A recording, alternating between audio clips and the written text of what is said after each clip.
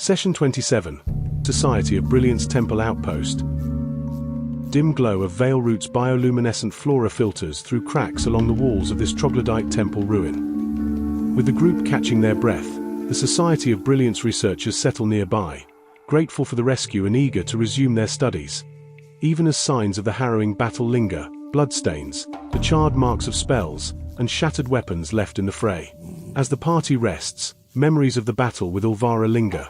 Her venomous words, the fury of her magical attacks, and the relentless loyalty of her drow followers. Though the High Priestess escaped, her defeat here was a blow to her pride, and the party can be certain she will return with vengeance in her heart. For now, however, the temple offers a temporary refuge, its walls seeming to echo with the ancient history of the troglodytes who once called it home. In the calm that follows, Self feels the weight of the earlier communion with his patron, the fiend Karonzan. A final decision on the infernal pact still hangs, and the faint smell of sulfur lingers around the mycelial staff, its dark energy coiling within, awaiting a response. Time comes to pass. The rest of you contemplate the path ahead. Though some questions have been answered, many more mysteries remain buried, waiting to be uncovered. Jimjar, typically the life of the party with his daring bets and cheeky grin, now finds himself uncharacteristically quiet. The journey to the grey fugue plain, the limbo between life and death, has left him shaken, and even his pangshang for reckless wagers seems momentarily dulled. He stays close to his friends, fidgeting with his gear, making small repairs, and occasionally mumbling as if rehearsing some inner monologue.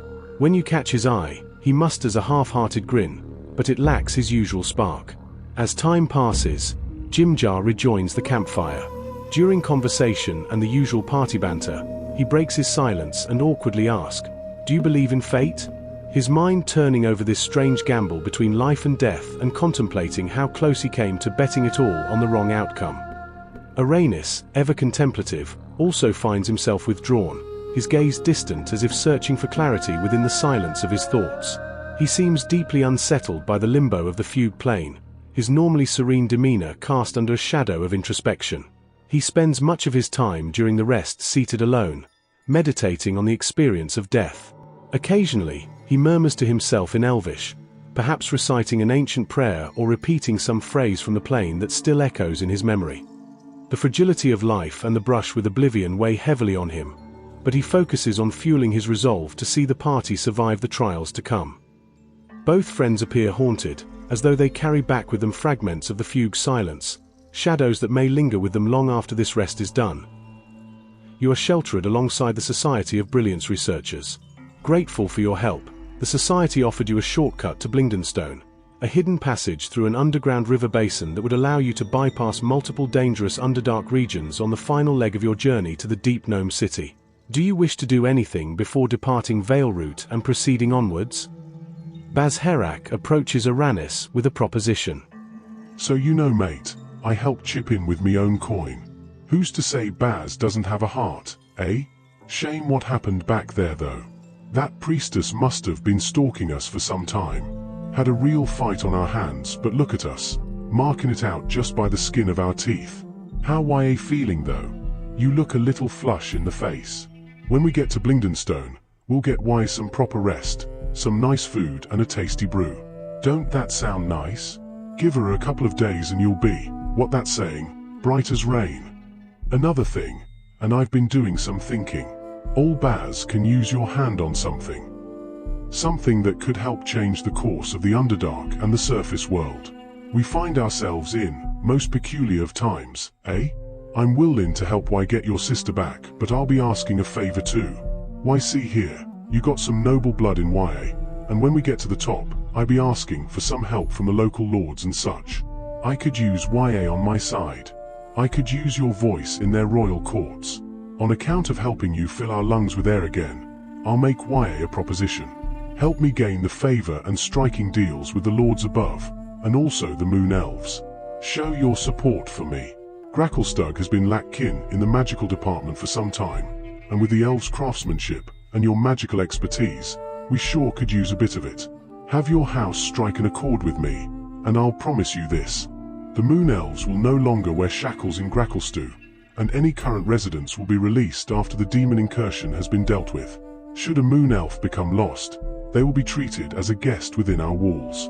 A trade agreement of resources and craftsmanship can open freely, allowing us to both prosper and start a new friendship. YA, feel me. Let us, you and me, bring in a new era. And let's not forget, some capable scouts and warriors you elves seem to always be bragging about. We'll be needed those down here too. An all hands on deck sort of thing. Aranis nods.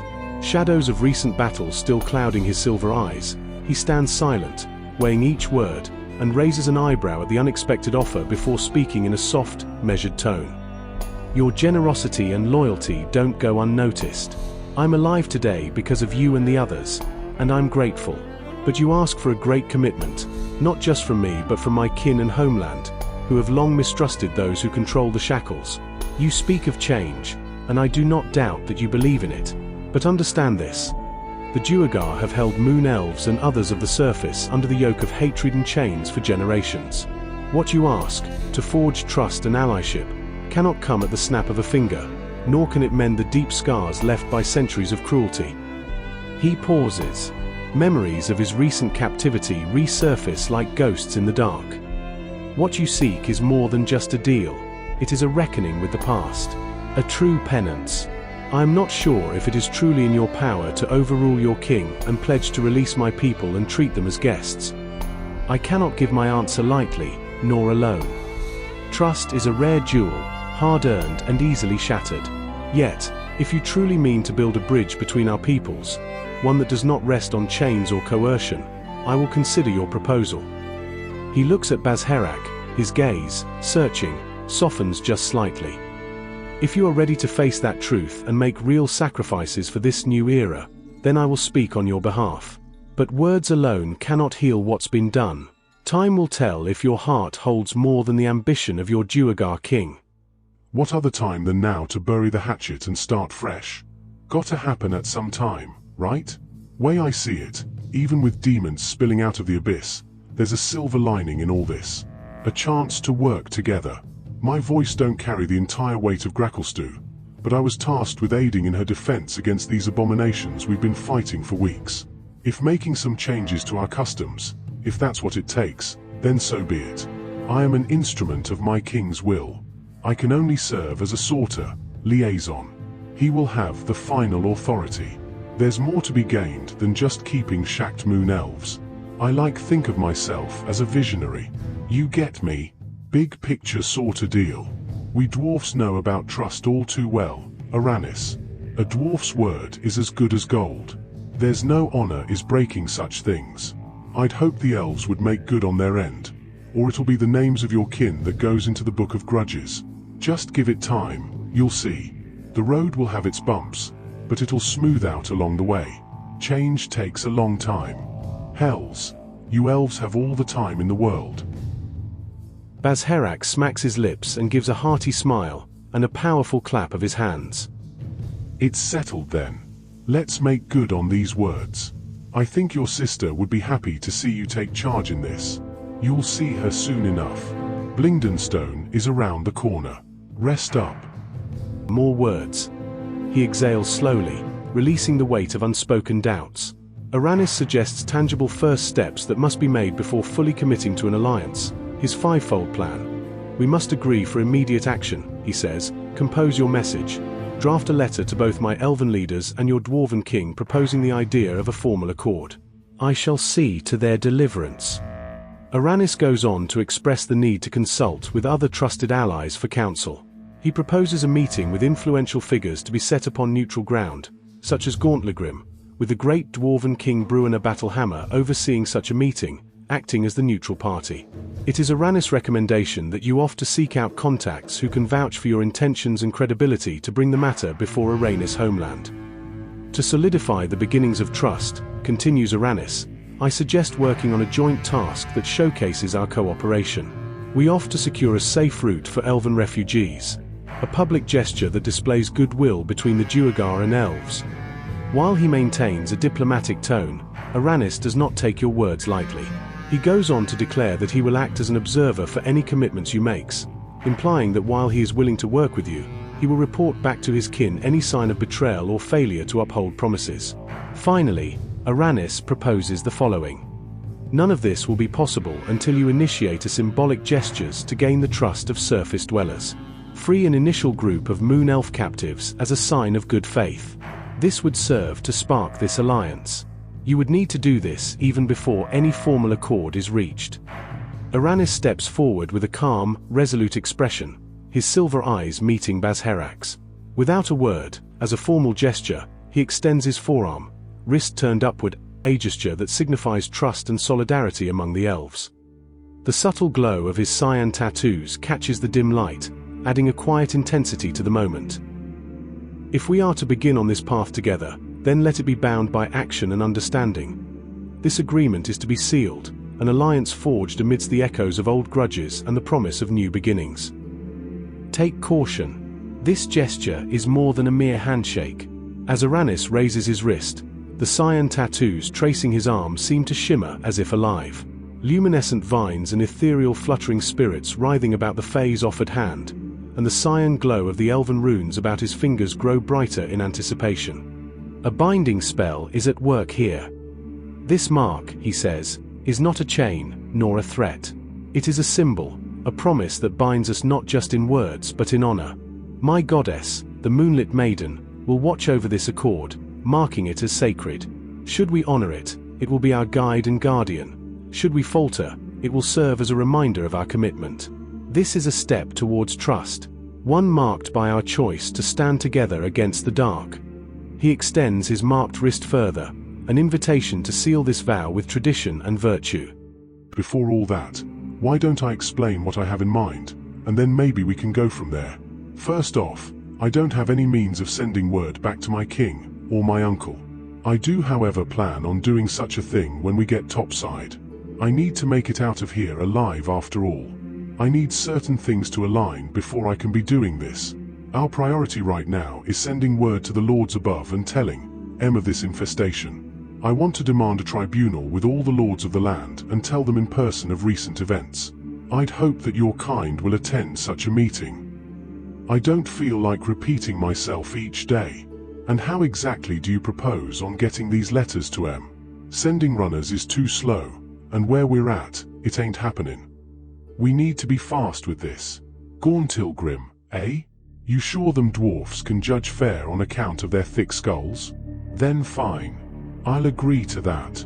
Wait, pull the reins back. Securing a safe route for refugees and trade comes after the agreement and after the demons are back in the abyss. It's far too dangerous to be moving bodies on the road right now, not with what I've seen. Gracklestew is serving as a last bastion down there and we need everyone in the city. That's too costly and time-consuming, mate. I will make such a bond, as a gesture of good faith at the tribunal when my terms are met. If you're so insistent on this, then I'll allow 5 prisoners to leave as a generous gesture until our agreement is fully agreed on, but this will eat up too much time. Your sister's revival should be enough upon our return. Better bring someone who can cast messages long distance. Mr. Aranis takes a deep breath, voice resolute. I understand the urgency and the stakes. We must balance haste with intention. If we're to send word swiftly, then know that I possess the means to travel far faster than any messenger, even through this darkness. With a smooth motion of his other hand, he hovers it close to a nearby mushroom patch. The air around him stirs, carrying a subtle scent of earth and decay. The mushrooms begin to quiver and emit a faint, phosphorescent glow that pulses rhythmically, almost as if responding to his heartbeat. Tiny filaments weave through the air, extending out like delicate threads to caress his fingers. The patch vibrates with an otherworldly hum, signaling its readiness to become a conduit for Aranis's passage through the Underdark, his gift bestowed by the Lady of Rot. I'll carry these letters myself if needed. We can't afford half measures when presenting this to the lords above. Trust must be forged, not bought at the last moment. He shifts, emphasizing his point. 5 prisoners as a gesture is a start, but we need more than a token promise if we are to build real trust. Your actions, your willingness to make sacrifices, will lay the foundation for future accords. If we wait until after the demons are banished, we may lose the very chance to show unity when it's needed most. He locks eyes with you, In them, you see a hope. Hope that you understand the weight of his words, and hope that you'd compromise, for the greater good of all. 5 prisoners it is, delivered by my kind halfway. Yours can escort them back home. Once they're back, the trade and soldiers accord we have all be agreed on. Give us soldiers to fight with, your spellcraft, and we will release all remaining prisoners after the threat is dealt with. Grant safe passage for the future, and help mine for precious resources. You'll get your sister back too. Before I take your hand, explain to me what this is, and speak true. I still crave the change I talked about, but Weary Dwarf is a safe dwarf. Put simply, our covenant is to be witnessed by the divine. Should you take my hand, this mark of my goddess shall serve as binding magical symbol that enforces the weight of one's vow. It is inscribed to hold us to our word, ensuring that promises are not easily broken without consequence. Should the marked individual break their sworn oath, betraying the terms of our accord, the mark activates, imposing a divine curse to remind them of their transgression. It does not punish one for good intentions gone astray or mere failures, only for willful acts against what was pledged. Aranis meets Bazherak's gaze, continuing in a measured tone. Worry not, this mark is not one of malice. I have taken many such vows in my lifetime, as evident by the heart I quite literally wear upon my sleeve. He shows you his own marks, some more faded than others, all made throughout his years of life. Promises made bonds. This mark serves as a testament to your sincerity and the trust we are forging. When you uphold your word, the mark remains dormant and harmless, a silent witness to your honor. But if trust is broken intentionally, the mark will activate, issuing a punishment as a reminder that bonds made under such dire stakes are not to be taken lightly. He extends his wrist. Only those who walk with false intention need fear it. Passive religion. The exact nature of this curse seems to be in the hands of the gods. You need not fear their bane if you are true to your word. The Lunar Lady's domain is that of dreams and travel. To ire such a goddess or her devout servant would invoke nightmares and misfortune in one's journey. Given your lycanthropy's ties to the moon's domain, it would serve best not to invoke a premature full moon. Hell mate, so serious. Ha ha. Spit or blood would have done it for me. But sure, we can do it your way. Bazherak shakes Aranis's hand. I'll reserve Sputamu's exchanges for human dealings and the piercing of flesh for the fiends of the hells. I entrust this accord to the eyes and mystics of Sihanin. Aranis accepts the hearty handshake, giving a nod of acknowledgement as the subtle glow of the marking spell forms an intricate, silvery crescent symbol around your clasped hands. The mark's soft light fades into Bazherak's skin, leaving an ethereal shimmer as it binds the pact between them. May this seal be as the foundation for the change we aim to build, Aranis says, a note of solemnity in his voice. Hand me your correspondence to our leaders when you've drafted the letters. I shall see to their deliverance. He thinks, then adds, perhaps it would be advisable for you to append some token to the letter, so that Steel Shadow's court recognizes the message to have come from you, truly. I would prefer to avoid a situation where I am questioned under the Warden's branding iron. Again. To the Deep King, Hoga Steel Shadow V. The elf before you is Aranis Silver Whisper, friend of Gracklestew.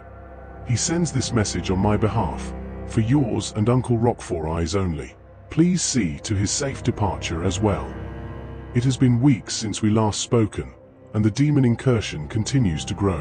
We are close to the surface, but a difficult task lays before us.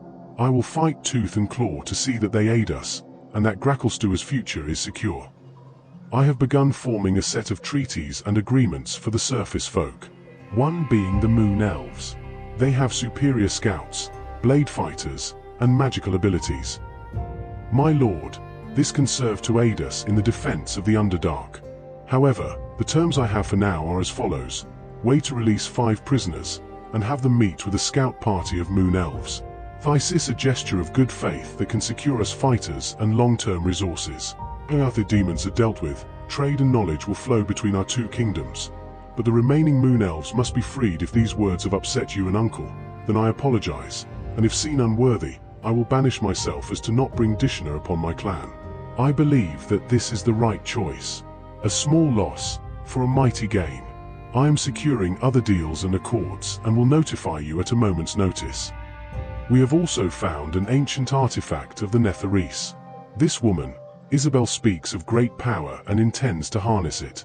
There is more down here in the Underdark. I plan to gain her house's favor and strike a deal with them as well. They could provide powerful war machines to fight the Drow with. Gracklestew will stand, and we will continue to prosper and dominate the Underdark. The Drow will fall in due time. Iron and Shadow, Bazherak Goldfang. Perhaps it would be advisable for you to append some token to the letter, so that Steel Shadow's court recognizes the message as truly yours. I would prefer to avoid a situation where I am questioned under the Warden's branding iron. Again. Should Bazherak offer a token of verification, Aranis is prepared to journey alone through the Underdark's Fungal passages to Gracklestew, deliver the letters, and return with the Deep King's response. He glances at Bazherak one last time, a question lingering in the quiet air. Once I return, would Blingdenstone serve as the best place to regroup, or do you have another plan in mind? That's what the second letter is for, along with some news to my king and uncle. Blibdenstone will be best. When YA return, rest up and try to find us. Not sure where we can rest just yet. In the eyes of those dwarfs who hold the lash, I am but a runaway slave who's come back to Gracklestew bearing world-shaking words on pages marked by unseen hands. You should consider adding a token or seal that only you possess, something that bears the unmistakable mark of House Goldfang. This would ensure that neither the king nor your uncle questions the validity of the letters. He pauses, letting the idea settle before adding, it could be your signet ring, an amulet inscribed with your clan's crest, or even an encoded message that only Rockfall would recognize. Anything to avoid unnecessary scrutiny. Your cause is noble, but politics is treacherous terrain. Aranis extends his hand, ready to take whatever Bazherak offers. If you trust me with this, I will make sure your words reach their intended hearts and minds. Jimjar chuckles, crossing his arms with a mock scolding look. You lot really need to get your heads on straight. Forgotten about old Jimjar, have you? Well, let me do you a favor and save you from wandering the city like lost kobolds. We'll head to the Foaming Mug, best place for weary folks like us to rest our bones and have a taste of Darklake Stout. It'll put a fire in your gut and stories in your mouth. He grins slyly and adds, Sam and Ella Foamstrap run the place, and trust me, they'll talk your ears off. But hey, I plan to get the inside scoop from patrons there. News travels faster in Blingdenstone's taproom than a runaway minecart. You'd do well to join me. Seems like you could use the pointers, seeing as you nearly forgot your guide was right here, walking beside you.